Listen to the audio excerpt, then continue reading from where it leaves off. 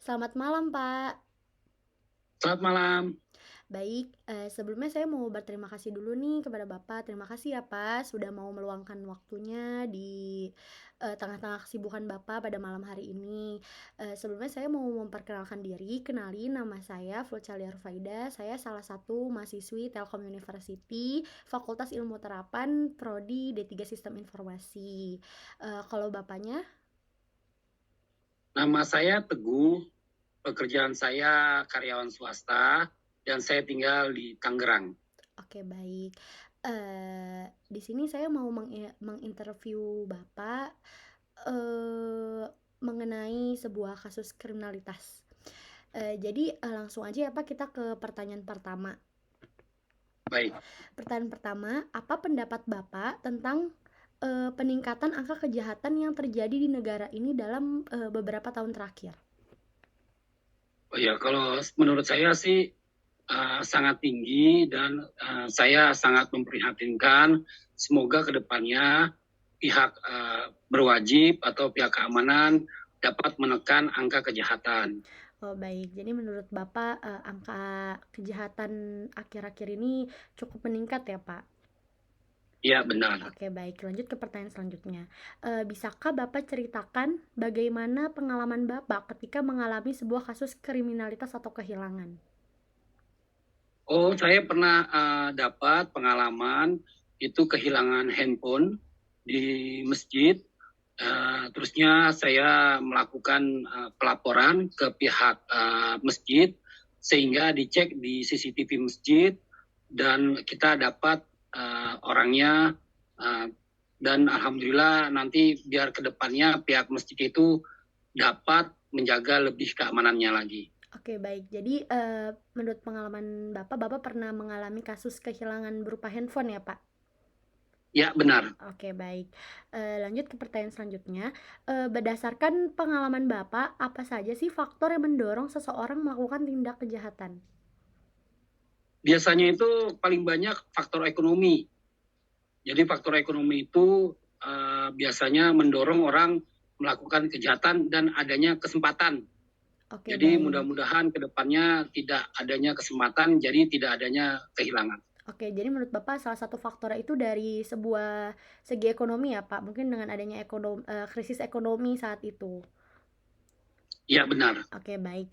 Lanjut ke pertanyaan selanjutnya. Eh, Menurut Bapak, bagaimana pelayanan serta tindakan kepolisian terhadap pelaporan sebuah kasus kriminalitas? Kalau pelapornya sih bagus, kita diterima di kepolisian, kita datang, lalu sama pihak polisi diberikan BAP ya, berita acara pelaporan, seperti itu. Oke, baik, Pak. Kalau tindakannya gimana ya, Pak? Untuk tindakannya lambat, dikarenakan mungkin adanya pekerjaan yang lebih banyak dari pihak kepolisian, menumpuk banyaknya pekerjaan sehingga laporan kita tuh lambat. Oke, jadi menurut Bapak pelayanannya sudah cukup baik, tetapi tindakannya lambat ya, Pak? Ya, benar. Oke, baik. Lanjut ke pertanyaan selanjutnya.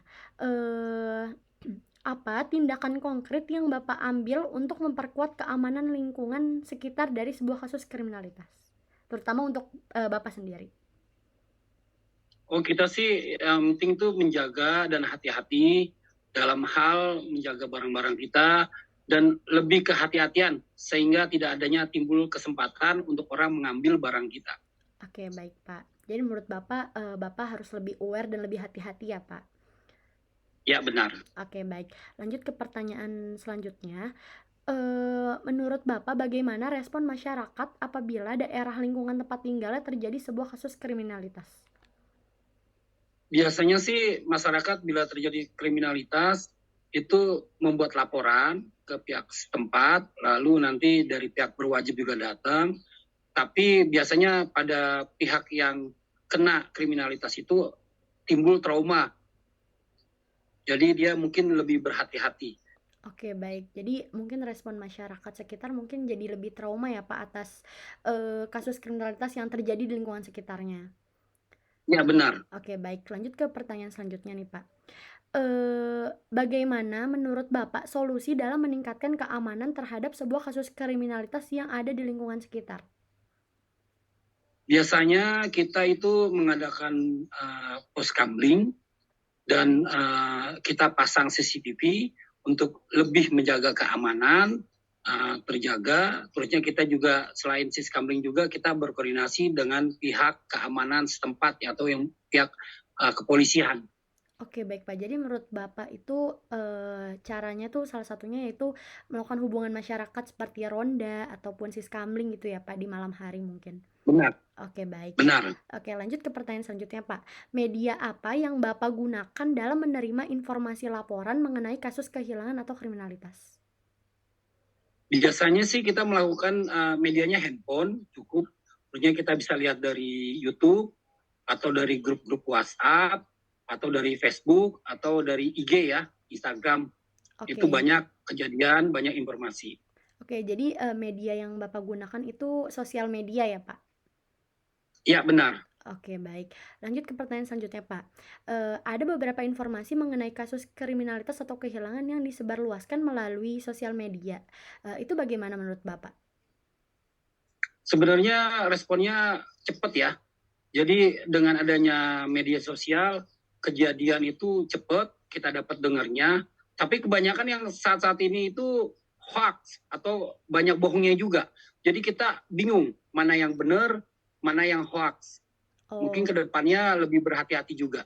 oke. Jadi, menurut Bapak tuh ada plus minusnya ya, Pak. Plusnya mungkin yang tadi Ya sudah benar. Bapak sampaikan, penyebaran melalui media sosial itu, cepat. Tetapi minusnya itu mungkin, beberapa itu tidak fakta ya, Pak? Ya benar-benar. Oke, baik, ini kita lanjut ke pertanyaan terakhir, Pak. Bagaimana harapan Bapak terkait penanganan pelayanan ketika terdapat seseorang yang mengalami kasus kriminalitas? Biasanya kita kalau pelayanan itu kita lapor ke tempat kejadian atau di tempat wilayah kepolisian yang megang wilayah itu, tapi itu membuat lama ya.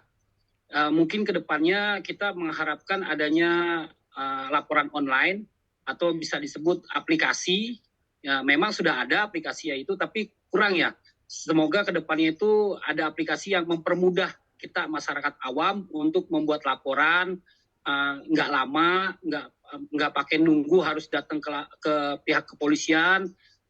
Jadi ada aplikasi yang kira-kira tuh membantu orang yang awam ya biar cepat laporannya gitu. Oke, jadi menurut Bapak harapannya itu semoga nanti ada aplikasi yang mungkin dari sisi fitur-fitur bisa mempermudah, masyarakat awam gitu ya, Pak, dalam menggunakannya? Benar-benar, biar mempermudah itu. Oke, baik, Pak. Mungkin sekiranya itu saja sih, Pak, pertanyaannya. Saya berterima kasih banyak kepada Bapak sudah mau menjadi salah satu narasumber ya, Pak. Mohon maaf Baik, juga terima bila kasih. mengganggu waktu malam-malam ini. Mohon maaf juga bila ada perkataan saya yang salah. Oke, baik, Pak. Selamat malam, selamat melakukan aktivitas kembali. Selamat Terima malam. kasih. Selamat. Ya, baik, terima kasih. Selamat malam.